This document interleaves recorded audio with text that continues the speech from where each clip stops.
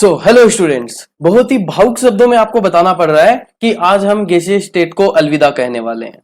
जी हाँ, गैसीय स्टेट का लास्ट लेक्चर और रियल गैस का सेकंड लेक्चर आज हम कंप्लीट करने वाले हैं और इसके बाद आप गैसीय स्टेट कंप्लीट कर चुके होंगे, हम मूव ऑन कर चुके होंगे नेक्स्ट चैप्टर के लिए।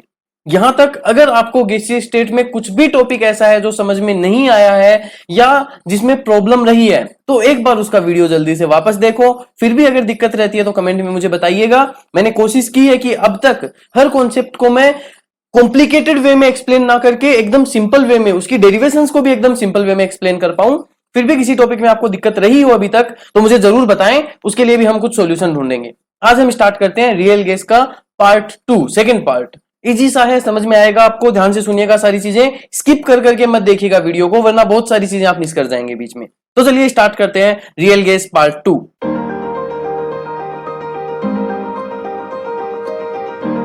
तो पिछले वीडियो में हम रियल गैस उसको एक्सप्लेन करने के लिए compressibility factor theory and van der Waals theory discuss कर चुके हैं।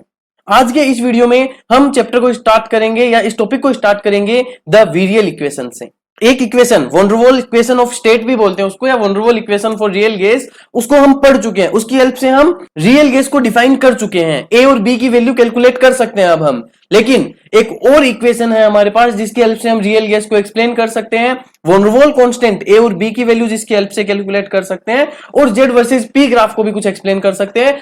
उसके अलावा कुछ एडिशनल इंफॉर्मेशन भी अपने को मिलने वाली है इस इक्वेशन से। सो स्टार्ट करते हैं आज के पहले टॉपिक को, that is वीरियल equation.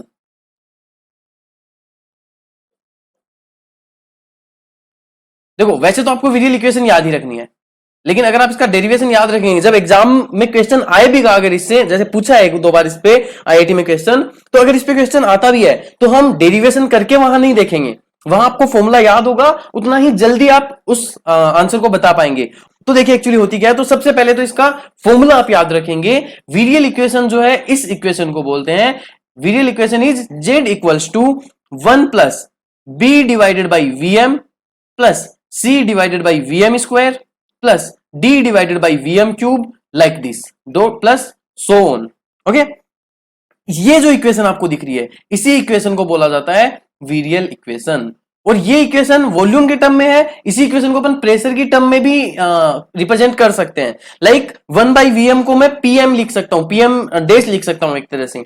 1 by V M square को मैं पीएम डैश स्क्वायर लिख सकता हूं। 1 बाई वी एम क्यूब को मैं पी डैश क्यूब लिख सकता हूं। लेकिन प्रेशर वाली टर्म में जो इक्वेशन है वो हमारे लिए यूजफुल नहीं होने वाली है। हमें बस ये एक इक्वेशन याद रखनी है, 1 plus B by V M plus C by V M square. आपको याद क्या रखना है, जैसे जैसे एक एक स्टेप बढ़ाते जाएंगे वैसे वैसे वीएम की पावर बढ़ती जाएंगी, जीरो से स्टार्ट होगी, एक एक बढ़ती जाएगी हर बार, और हर बार एक कांस्टेंट हम यूज करते जाएंगे, 1 plus B by V M plus C by V M square plus D by V M cube, like this. Here ये जो कांस्टेंट है बी सी डी, इनको हम बोलते हैं virial coefficient. For example B को हम बोलते हैं first virial coefficient, first virial coefficient. ऐसे ही सी को हम बोलते हैं second virial coefficient, second virial coefficient. D को हम बोलते हैं थर्ड वीरियल कोएफिशिएंट। अब ये वीएम क्या है, एक बार इसको भी ध्यान से समझ लीजिएगा। वीएम एक्चुअली क्या है, अगर किसी भी गैस के लिए मैं मान के चलूं कि उसके एन मोल्स का वॉल्यूम V है, यही मानते हैं हम, अभी तक रियल गैस हमने देखी है कि उसके एन मोल्स का वॉल्यूम कितना है, V है, तो उसके 1 मोल का वॉल्यूम कितना हो जाएगा, V बाई एन। और इसी 1 मोल के वॉल्यूम को हम क्या बोलते हैं, Vm बोलते हैं। It is known as molar ratio. किसी के भी पहले मोलर नाम लग जाता है ना, sorry, it is known as molar volume. किसी भी चीज के पहले मोलर नाम लग जाता है मतलब वो पर मोल के लिए डिफाइन होती है। तो 1 मोल V बाई एन की जो वैल्यू है, जहां भी आपको V बाई एन दिखे किसी भी इक्वेशन में, उसको आप Vm पुट कर सकते हैं। ठीक है, तो यहां से इसको B into N by V, C into N square by V square, D into N cube by V cube भी लिख सकते हैं, लेकिन ये मोलर रेशियो की फॉर्म में हम डायरेक्ट इसको रिप्रेजेंट करते हैं। अब एक क्वेश्चन जो हमें पूछा गया था आईआईटी में, वो ही इसकी डेरिवेशन भी है। एक्चुअली इसकी डेरिवेशन जो है उससे वो डायरेक्ट कैलकुलेट होता है। तो मैं जल्दी से आपको बता देता हूं कि इक्वेशन अपने पास आई कहां से, कैसे हमने इसको डेराइव किया। इसकी डेरिवेशन जो है वो भी हमारे पास वॉन डेर वाल इक्वेशन ऑफ स्टेट जो है उसी से डेराइव हुई है। कैसे, जल्दी से देख लेते हैं एक बार। तो अब यहां से हम वॉन डेर वाल इक्वेशन से वीरियल इक्वेशन को डेराइव करने वाले हैं। तो सबसे पहले तो आपको याद है कि वॉन डेर वाल इक्वेशन क्या थी, अपने पास क्या थी, P plus an square divided by v square into v minus N B equals to nRT। अब अगर इस इक्वेशन में मैं n की वैल्यू 1 पुट कर देता हूं तो v क्या बन जाएगा, Vm, क्योंकि एक मोल का जो वॉल्यूम होता है उसको हम क्या बोलते हैं, मोलर वॉल्यूम बोलते हैं। सो जैसे ही n की वैल्यू पुट करेंगे v की जगह Vm हो जाएगा। सो इस इक्वेशन को हम रीराइट कर सकते हैं as P plus a divided by Vm square, है ना, n की वैल्यू मैंने 1 पुट कर दी, into Vm minus B equals to RT आ गया अपने पास। ये अपने पास वॉन वॉल इक्वेशन आ गई। अब हमें क्या चाहिए, हमें इधर PV डिवाइडेड बाई nRT बनाना है। तो मैं सिर्फ P को रख लेता हूं, बाकी सबको इधर ले जाता हूं क्योंकि मुझे Z चाहिए लेफ्ट हैंड साइड में। तो P plus a by Vm square जो है ये अपने पास आ जाएगा RT divided by Vm minus B के इक्वल। इसको मैं इधर ले आया और यहां से अगर प्रेशर की वैल्यू हम लिखें तो ये a बाई Vm स्क्वायर भी इधर आ जाएगा, ये बच जाएगा RT divided by Vm minus B minus a divided by Vm square. ये अपने पास प्रेशर की वैल्यू आ गई। अब हमें Z चाहिए तो Vm से मल्टीप्लाई कर दूं पूरी इक्वेशन को, RT से डिवाइड कर दूं, फिर इधर P Vm divided by RT बच जाएगा। तो इधर तो मैंने क्या किया, Vm से मल्टीप्लाई किया, RT से डिवाइड किया, इक्वल्स टू, इसको अगर मैं Vm से मल्टीप्लाई करके RT से डिवाइड करूंगा तो RT से RT कैंसिल आउट, ये मेरे पास बच जाएगा Vm divided by Vm minus B, minus इसको अगर मैं Vm से मल्टीप्लाई करके RT से डिवाइड करूंगा तो एक Vm से एक Vm कैंसिल हो जाएगा, ये अपने पास आ जाएगा a divided by Vm into RT। ये अपने पास PVM बाई RT की वैल्यू आ गई और हमें पता है PVM बाई RT को ही हम क्या लिख सकते हैं, Z लिख सकते हैं। तो Z की वैल्यू कितनी आ जाएगी यहां से अपने पास, देखो मैं क्या कर रहा हूं, इस Vm को नीचे ला रहा हूं, इस Vm को मैं नीचे ला रहा हूं, या फिर एक काम करो नीचे से Vm कॉमन ले लो, नीचे से जैसे ही Vm कॉमन लोगे ये मेरे पास क्या बच जाएगा, Z इक्वल्स टू अपने पास आ जाएगा Vm से Vm कैंसिल आउट हो जाएगा, 1 upon 1 minus B by Vm, ये अपने पास आ गया नीचे, है ना, Vm कॉमन ले लिया मैंने तो आ गया 1 minus B upon Vm minus a divided by Vm RT as it is रहने दो। ये अपने पास Z की वैल्यू आ गई। इसको हम थोड़ा और एक्सप्लेन कर लेते हैं आगे, या एक बार इसको इसी फॉर्म में रहने दो, Z equal to 1 upon 1 minus B by Vm minus a by Vm into RT। अब एक्चुअली ये वाली जो टर्म है ये एक स्पेशल टर्म है, इस टर्म को मैं किसी और फॉर्म में भी लिख सकता हूं। कैसे लिख सकता हूं, आपने अभी तक जीपी पढ़ ली होगी, अगर नहीं पढ़ी तो आप उसको पढ़ेंगे, आप देखेंगे कि जीपी जो होती है, ज्योमेट्रिक प्रोग्रेशन जो होती है, वो एक सीरीज होती है पूरी। उस सीरीज में एक कांस्टेंट रेशियो का वो होता है, मतलब पहले एक आपके पास कोई भी उसका एक कंपोनेंट है, उस कंपोनेंट को अगर आप एक वैल्यू से मल्टीप्लाई करोगे तो नेक्स्ट कंपोनेंट आ जाएगा, नेक्स्ट वैल्यू आ जाएगी, उस वैल्यू को सेम उसी रेशियो से जिसे पिछले वाले को मल्टीप्लाई किया था उससे मल्टीप्लाई करोगे तो नेक्स्ट टर्म आ जाएगी, उसको फिर उसी से मल्टीप्लाई करोगे तो नेक्स्ट टर्म आ जाएगी। मतलब अगर मैं एग्जांपल से आपको बताऊं तो मान लीजिए आपके पास एक जीएम है, वो कैसी होती है कि अगर उसका फर्स्ट टर्म 1 है ना, और उसका एक कॉमन रेशियो होता है, उसका कॉमन रेशियो मान लीजिए 5 है, तो उसकी दूसरी टर्म जो वो कितनी आएगी 5, क्योंकि 1 को 5 से मल्टीप्लाई किया तो 5। इन सब में जो मल्टीपल है वो 5 का मल्टीपल होगा, जितने भी इसमें कंपोनेंट या जितनी भी टर्म होंगी।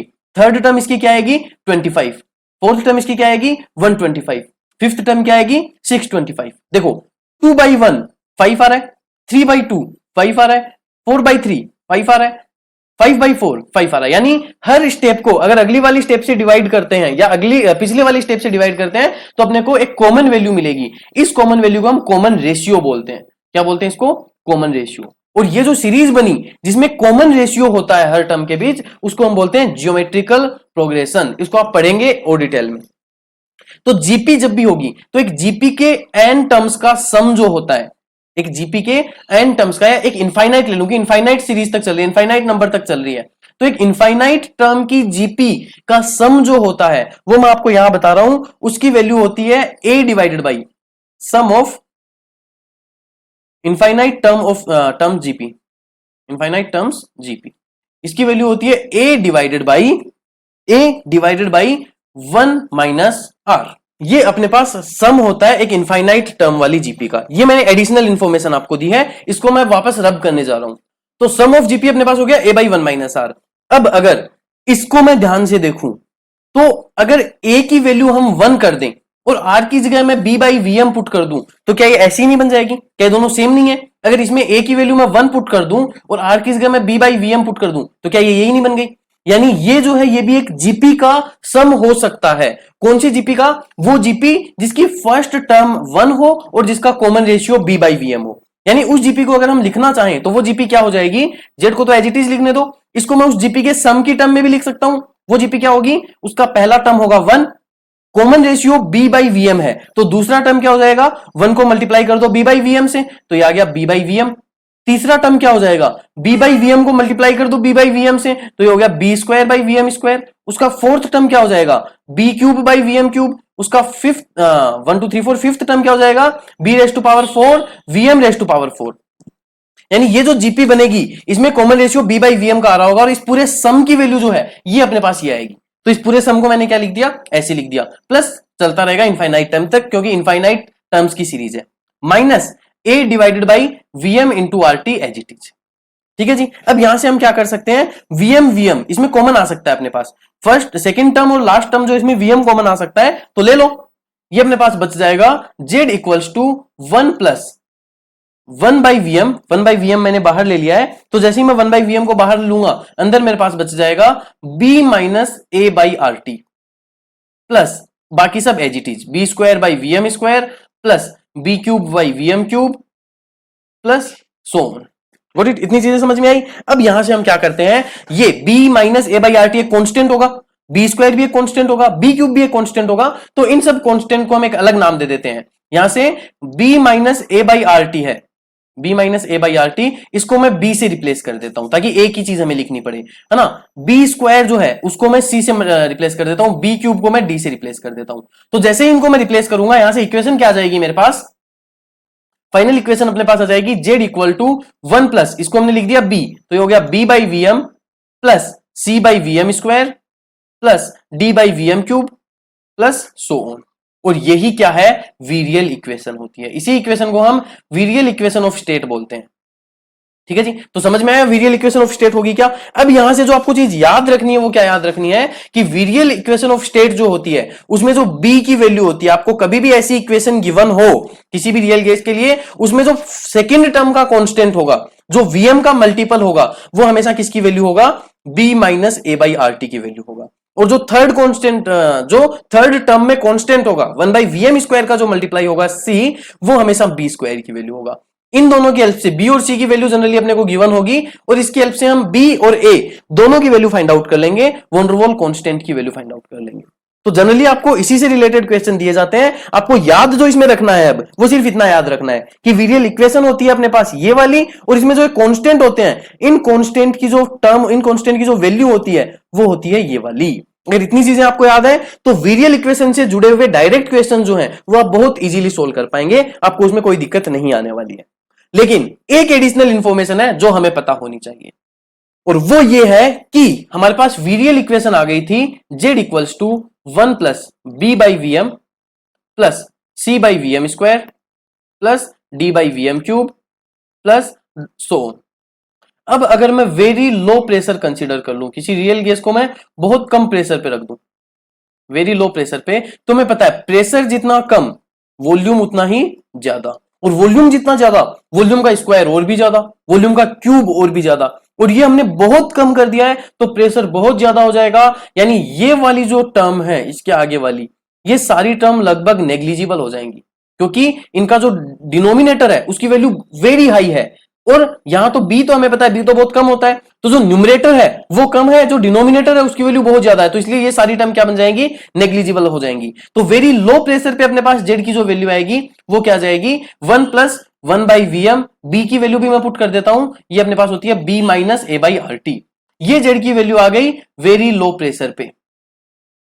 और हमें पता है कि एक रियल गैस के लिए, for a real gas at very low pressure, अगर रियल गैस को हमने वेरी लो प्रेशर पे लिख दिया तो बताओ क्या होगा। वॉन डेर वाल इक्वेशन में हमने पढ़ा है कि वेरी लो प्रेशर पे रियल गैस के लिए z की वैल्यू कितनी होती है, 1 होती है। जब प्रेशर 10 to 0 कर दिया था हमने तो z की वैल्यू 1 आई थी। तो इस केस में अगर यहां पे z की वैल्यू मैं 1 पुट कर दूं तो ये मेरे पास क्या आ जाएगा, b minus A by R T जो है इसकी वैल्यू 0 आ जाएगी। कैसे, z की वैल्यू मैंने 1 पुट कर दी तो b minus A by R T into 1 by VM plus 1 equals to हो जाएगा 1, 1 से 1 कैंसिल आउट, इधर बच गया 0, वीएम भी इधर जाके 0 हो जाएगा, तो b minus A by R T इसकी वैल्यू कितनी हो जाएगी, 0 हो जाएगी अपने पास। और B minus A by R T की वैल्यू अगर जीरो हो गई तो यहां से टेम्परेचर की वैल्यू अगर आप फाइंड आउट करोगे तो ये आपके पास आ जाएगा ए बाई आर बी। इस टेम्परेचर को हम एक स्पेशल टेम्परेचर नाम दे रहे हैं बॉयल्स टेम्परेचर, क्योंकि ये वो टेम्परेचर आपने देखा T की वैल्यू TB कब आ रही है, जब Z की वैल्यू 1 है, यानी ये वो टेम्परेचर है जहां पे एक आइडियल गैस, इसको पहले तो मैं बता देता हूं, इसको हम बोलते हैं बॉयल्स टेम्परेचर। बॉयल्स टेम्परेचर ये वो टेम्परेचर है जहां पे एक रियल गैस किसकी तरह बिहेव कर रही होगी, आइडियल गैस की तरह बिहेव कर रही होगी, लेकिन एक लो प्रेशर पे ही ये पॉसिबल होगा। और लो प्रेशर पे जरूरी नहीं प्रेशर की एक फिक्स वैल्यू होनी चाहिए, लो प्रेशर पे प्रेशर की एक वाइड रेंज में। वाइड रेंज का मतलब क्या होता है कि प्रेशर आप कम रखते हो तो बहुत टाइम तक, जब तक प्रेशर कम है ना, एक फिक्स वैल्यू कोई असाइन नहीं है इसके लिए, डिपेंड करता है, लेकिन जब तक सिग्निफिकेंट प्रेशर नहीं पहुंच जाता, हमारा मॉडरेट प्रेशर नहीं पहुंच जाता, तब तक इस टेम्परेचर पे एक रियल गैस आइडियल गैस की तरह ही बिहेव कर रही होगी। तो आपको याद रखना है बॉयल टेम्परेचर क्या हो गया, यहां से टीबी जो इसको हम क्या बोलते हैं, बॉयल्स टेम्परेचर बोलते हैं। और बॉयल्स टेम्परेचर की डेफिनेशन अपन लिखना चाहें तो अपन लिख सकते हैं it is a temperature, it is a temperature at which it is a temperature at which a real gas behaves as an ideal gas, over a wide range of pressure, ये आपको याद रखना है। और बस ये याद रखना है वाइड रेंज ऑफ प्रेशर जो है ये हर प्रेशर नहीं हो सकता, प्रेशर कैसा होना चाहिए, लो प्रेशर ही होना चाहिए। तो लो प्रेशर पे बॉयल्स टेम्परेचर के बराबर अगर आपने टेम्परेचर कर दिया तो रियल गैस आइडियल गैस की तरह बिहेव करने लग जाएगी। और ये जो बॉयल्स टेम्परेचर का फॉर्मूला है ये आपको याद रखना है। अगर इतनी चीजें आपको याद है तो बॉयल्स टेम्परेचर से रिलेटेड क्वेश्चंस भी अब आप इजीली सोल्व कर सकते हैं। अब यहां से एक इंफॉर्मेशन जो आपको रिक्वायर्ड है, जो हमने वॉन डेर वाल इक्वेशन में नहीं पढ़ी थी, मैंने यहीं के लिए छोड़ा था उसको, ताकि हम बॉयल्स टेम्परेचर को भी समझ पाए। देखिए हम पढ़ के आए हैं, जैसे जैसे टेम्परेचर बढ़ता जाता है हमें पता है एक गैस की काइनेटिक एनर्जी जो है वो भी क्या होती जाएगी, बढ़ती जाएगी। सिंपल मैं बोल सकता हूं ना यार, टेम्परेचर बढ़ाओगे तो गैस के मॉलिक्यूल्स की एनर्जी बढ़ेगी, एनर्जी बढ़ेगी तो ज्यादा मूव करेंगे, मतलब उनकी काइनेटिक एनर्जी बढ़ गई। तो टेम्परेचर बढ़ाओगे तो काइनेटिक एनर्जी ऑफ मॉलिक्यूल्स बढ़ेगी, काइनेटिक एनर्जी ऑफ मॉलिक्यूल बढ़ेगी, मतलब वो मूव करने की टेंडेंसी बढ़ रही है उनकी, जितनी ज्यादा काइनेटिक एनर्जी उतनी ज्यादा मूव कर रहे होंगे, और जितने गैस के मॉलिक्यूल मूव करेंगे वो उतने ही एक दूसरे से दूर भागेंगे। ये चीज याद रखना। तो टेम्परेचर बढ़ेगा तो गैसेज में जो रिपल्सन की टेंडेंसी है वो बढ़ेगी, रिपल्सन फोर्स की डोमिनेंस बढ़ेगी, अट्रैक्शन फोर्स की डोमिनेंस कम होती जाएगी जैसे जैसे टेम्परेचर बढ़ेगा। तो जो हमने जेड वर्सेस पी का ग्राफ देखा था उसको अगर मैं टेम्परेचर बढ़ा दूं तो उस ग्राफ पे क्या फर्क पड़ेगा, वो अब आप आई थिंक मुझे इजीली बता सकते हो। ये जेड इक्वल टू 1 वाली लाइन है, तो अगर मान लीजिए एक नॉर्मल गैस के लिए एक टेम्परेचर, किसी टेम्परेचर पे ये ग्राफ आ रहा था, तो अगर अब हम इसका टेम्परेचर बढ़ा दें, मान लीजिए इसी गैस के लिए हम टेम्परेचर बढ़ा दे रहे हैं, तो जेड वर्सेस पी में क्या हो जाएगा, देखो दोनों इक्वेशन से भी आप अब देख सकते हो। लो प्रेशर पे अपने पास जेड इक्वल टू क्या आ रहा था, याद हो तो आपको जो हमने पढ़ा था 1 minus A divided by V R T, और Z equal to high pressure पे क्या आ रहा था 1 plus PB upon R T. यानी टेम्परेचर अब अगर मैं बढ़ा दूंगा, टेम्परेचर अगर हमने बढ़ा दिया तो जेड की वैल्यू, अच्छा लो प्रेशर पे देखते हैं, अगर टेम्परेचर मैंने बढ़ा दिया तो टेम्परेचर जैसे ही बढ़ेगा अब क्या होगा, ये वाली जो टर्म है ये कम हो जाएगी, और अगर ये कम हो गई तो जेड इक्वल टू 1 माइनस, अगर आगे वाला पार्ट कम हो गया यानी जेड की वैल्यू बढ़ जाएगी। तो अब जो ग्राफ है उसका मिनिमा जो है वो थोड़ा ऊपर आएगा। पहली चीज तो हम ये कंफर्म हो गया कि टेम्परेचर अगर आपने बढ़ाया तो लो प्रेशर पे उसका मिनिमा थोड़ा ऊंचा उठ जाएगा, और अगर हाई प्रेशर की मैं बात करूं तो टेम्परेचर जैसे ही मैंने बढ़ाया पीवी बाई आरटी की वैल्यू कम हो गई, यानी 1 प्लस की वैल्यू भी कम हो गई, तो इधर से भी ये ग्राफ जो जा रहा था ये थोड़ा कम नीचे आ जाएगा, यानी नीचे वाला ग्राफ जो ऊपर उठ जाएगा, ऊपर वाला नीचे आ जाएगा, यानी ग्राफ जो बनेगा टेम्परेचर बढ़ाने पे वो कुछ ऐसा बनेगा। ये चीज समझ में आई, जितना कम टेम्परेचर उतना ग्राफ नीचे और उतना ही ज्यादा ऊपर। अगर मैं इसको T1, T2 एंड T3 लिखूं तो यहां से डायरेक्टली मैं बोल सकता हूं T1 is lesser than T2 and T2 is lesser than T3। हमेशा ये रहेगा, टेम्परेचर जितना ज्यादा ग्राफ का मिनिमा उतना ही ऊंचा, और ये वाला जो है Z equal to greater than 1 वाला स्लोप जो है ये उतना ही कम। ये चीज याद रहेगी, ये हमने प्रूव कर दी। दोनों जो वेरी लो प्रेशर और वेरी हाई प्रेशर पे जो हमने पढ़ा था उससे हमने प्रूव कर दिया इसको, T1, T2 एंड T3। ठीक है जी। अब अगर कुछ ऐसा हो जाए, कोई ऐसा टेम्परेचर हो जाए जिसपे लो प्रेशर जब रहे तब क्या हो, जेड इक्वल टू 1 ही रहे, तो उसके लिए अगर मैं ग्राफ बनाऊंगा तो कैसा बनेगा, लो प्रेशर वाली रेंज जो है जहां पे ग्राफ इसको कट कर रहे हैं वहां तक इसका जो प्रेशर है जो सॉरी इसकी लाइन है वो क्या रहेगी, जेड इक्वल टू 1 ही रहेगी। लेकिन इसके बाद क्या होगा, ये ग्राफ जो है, ये इसको मैं रेड पेन या दूसरे पेन से बनाता हूं, ये देखो जेड इक्वल टू 1 रहेगा लो प्रेशर पे तो, और जब आप प्रेशर ज्यादा ही बढ़ा दोगे, हाई प्रेशर रेंज पे चले जाओगे, तब ये इंक्रीज होने लग जाएगा लाइक दिस। तो ये जो लाइन बनी है ये किसके लिए बनी है, जब टेम्परेचर टीबी के बराबर होगा। तो अब अगर हमें इन चारों को रिलेट करना हो तो मैं क्या बोल सकता हूं, सबसे कम टेम्परेचर T1 है, फिर टीबी है, फिर T2 है और फिर T3 है। यानी T1 टीबी से छोटा है और T2 T3 टीबी से बड़े हैं। ये अब हम किसी भी ग्राफ को देख के बता सकते हैं। यानी अब बॉयल्स टेम्परेचर की एक और डेफिनेशन आ गई है हमारे पास। आपने फिजिक्स में पढ़ा होगा कि जब भी कोई कर्व होता है, इस कर्व पे आप टेंजेंट डालते हो, है ना, तो ये टेंजेंट जो है ये हमें किसकी वैल्यू देता है, इस टेंजेंट की जो स्लोप होती है, पढ़ा है ना जब हमने बेसिक ऑफ डिफरेंशिएशन पढ़ा है कि ये टेंजेंट जो होता है, इस टेंजेंट की स्लोप हमें dy बाई dx की वैल्यू दे देती है। तो यहां पे इस टेंजेंट की स्लोप जो वो किसकी वैल्यू दे देगी, मुझे dz बाई dp की वैल्यू दे देगी। किसी भी ग्राफ पे जो टेंजेंट डालूंगा मैं, उसकी स्लोप dz बाई dp की वैल्यू दे देगी। लेकिन ये जो ग्राफ है टीबी वाला, इसकी स्लोप देखो कितनी है, स्लोप मतलब tan थीटा, और एक्स एक्सिस के साथ ये कितना एंगल बना रहा है, 0 डिग्री। तो अगर 0 डिग्री का एंगल है इसका एक्स एक्सिस के साथ, तो इसकी स्लोप कितनी आएगी, tan 0 की वैल्यू 0 ही होती है। यानी इसके लिए dz बाई dp की वैल्यू कितनी आएगी, 0 आएगी। कब, जब प्रेशर बहुत कम हो, ये याद रखना, प्रेशर टेंड्स टू 0 हो। तो यानी बॉयल्स टेम्परेचर वो टेम्परेचर हो गया जिसपे dz by dp when p tends to 0 है, वो हमेशा 0 आएगा। ये चीज क्लियर हुई कि नहीं हुई।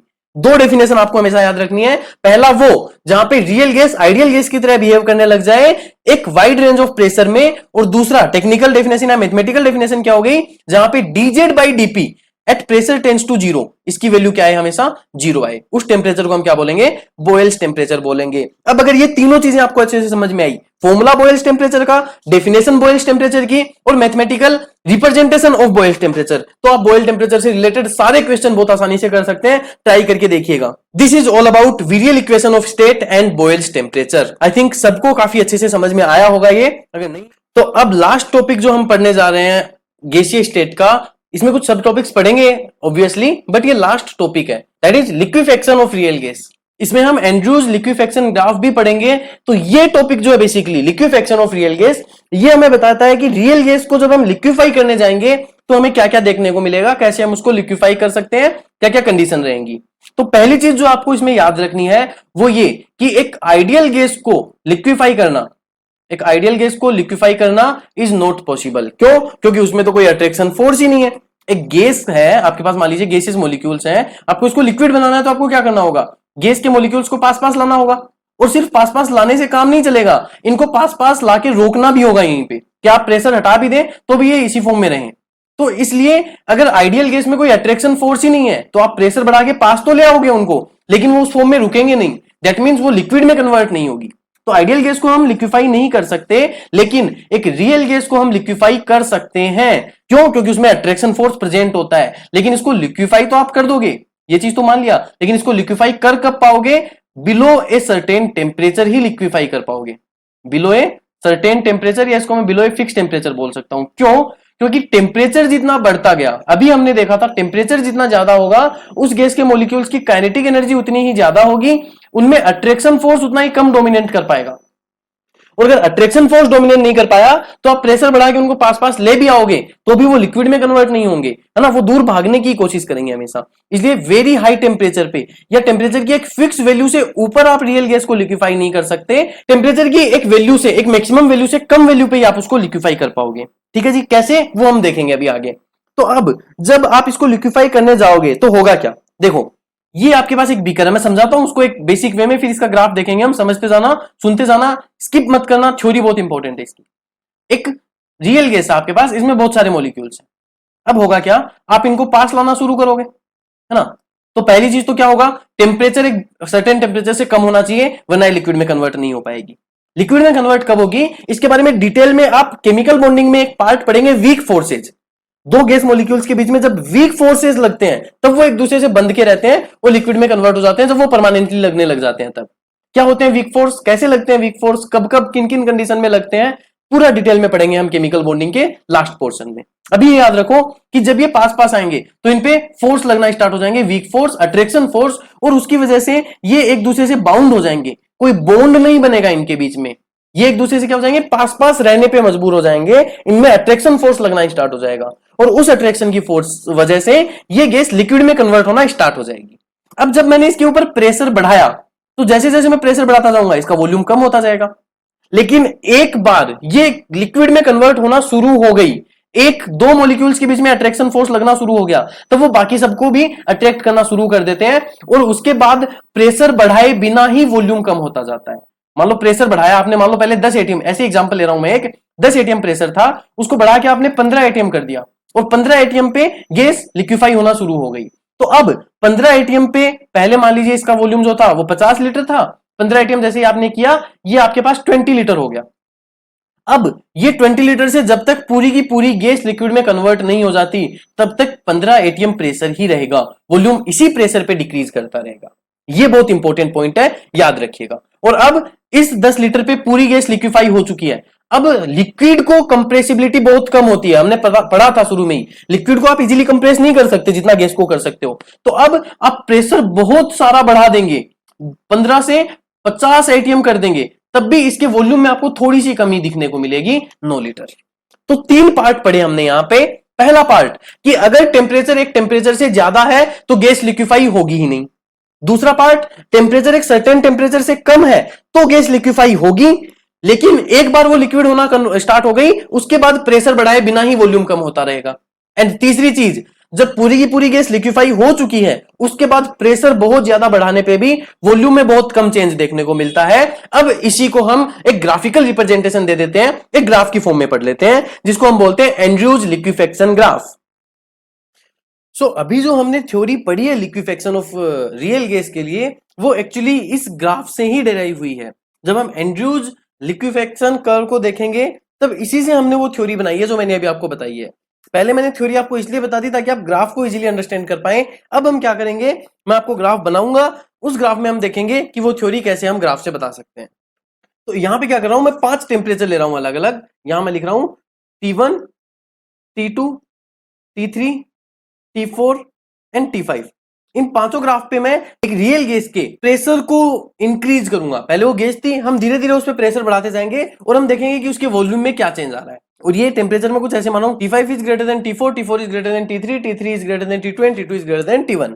ये हमने टेम्परेचर मान लिए। अब इस टेम्परेचर पे हम देखते हैं एक रियल गैस के लिए P वर्सेज V कैसा आता है। तो सबसे पहले मैं हाईएस्ट टेम्परेचर सेट करता हूं T5 पे। T5 पे हमने एक रियल गैस को जब वॉल्यूम के साथ वेरी कराया, तो ये ग्राफ हमें कुछ ऐसा मिला, लाइक दिस। इस ग्राफ में कहीं भी कोई शार्प पॉइंट नहीं है, कोई शार्प एज नहीं है जहां से ग्राफ एकदम से मुड़ गया हो, है ना। इसका मतलब क्या हुआ कि ग्राफ में गैस ने अपनी स्टेट चेंज की ही नहीं, पूरा टाइम वो सिर्फ लिक्विड गैस की फॉर्म में रही, कोई लिक्विफेक्शन देखने को नहीं मिलेगा, गैस लिक्विड में कन्वर्ट होगी ही नहीं। लेकिन अगर T4 टेम्परेचर पे मैं इसको बनाता हूं, तो ये ग्राफ मुझे कुछ ऐसा मिल रहा था। जैसे ही मैंने इसको T4 टेम्परेचर पे बनाया, ये ग्राफ मुझे कुछ ऐसा देखने को मिला। जी हाँ, जैसे ही T4 पे हमने बनाया, ये ग्राफ एक पॉइंट पे जाके एकदम से एक पॉइंट तक, इसमें वॉल्यूम जैसे जैसे हम प्रेशर बढ़ा रहे थे वैसे वैसे वॉल्यूम कम होता जा रहा था। एक पॉइंट पे जाके एकदम से प्रेशर बढ़ाने पे भी वॉल्यूम कन्वर्ट नहीं हो रहा था, प्रेशर बहुत ज्यादा बढ़ाने पे वॉल्यूम में कोई बहुत थोड़ी सी कमी आ रही थी। क्यों, अभी डिस्कस करते हैं। लेकिन फिर हमने क्या किया, हमने टेम्परेचर को और कम किया। जब हम T3 पे आए, तो T3 टेम्परेचर पे हमने देखा, पहले जब मैंने गैस का प्रेशर बढ़ाया तो उसका वॉल्यूम ऐसे चेंज हो रहा था, उसके बाद थोड़ी देर बाद ये जो ग्राफ है ये फ्लैटन हो गया, एक स्ट्रेट लाइन मिली मुझे लाइक दिस। और उसके बाद जब मैंने बढ़ाया तो बहुत कम, प्रेशर बहुत ज्यादा बढ़ाने पे वॉल्यूम में बहुत कम चेंज देखने को मिल रहा था। हमने टेम्परेचर को और कम कर दिया, सिर्फ T2 तक ही बना रहा हूं मैं, T1 को छोड़ो। T2 टेम्परेचर के लिए जब मैंने ग्राफ बनाया और कम किया प्रेशर को, तब यही ग्राफ मुझे ऐसे मिला लाइक दिस। तो ये ग्राफ हमें T2 टेम्परेचर पे मिल गया, और ये ग्राफ जब हम T1 टेम्परेचर पे बनाएंगे तो ये हमें कुछ ऐसा मिलेगा लाइक दिस। ठीक है, तो ये जो ये स्ट्रेट लाइन है ना, थोड़ी लाइक दिस, मतलब ऐसे टेढ़ी मेढ़ी नहीं है, ये ऐसी बन रही है।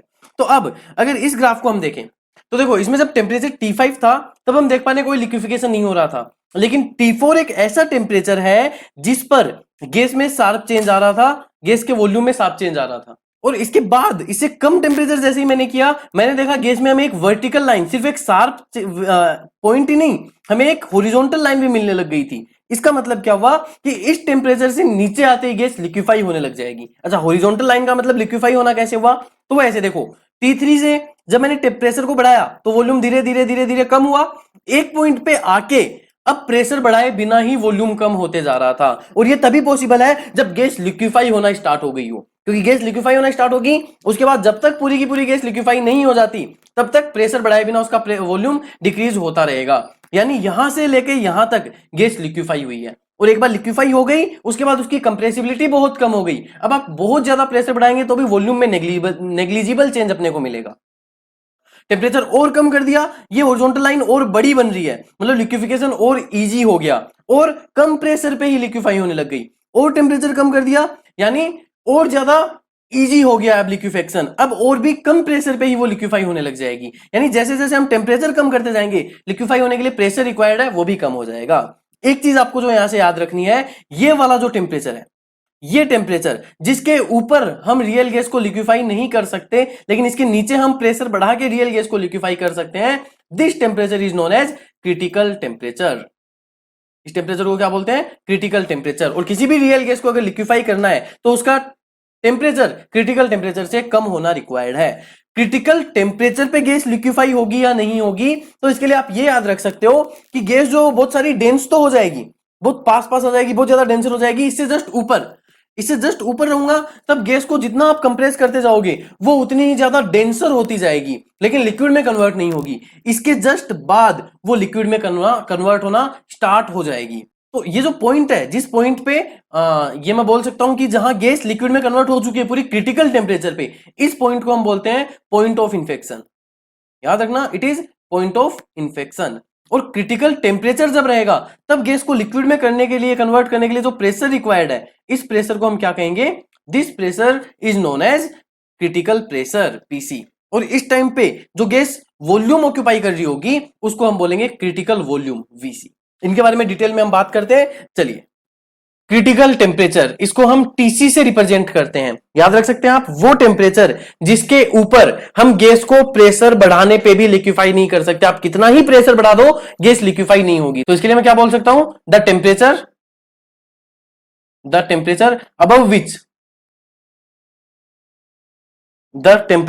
Above which A gas can not be liquefied, can not be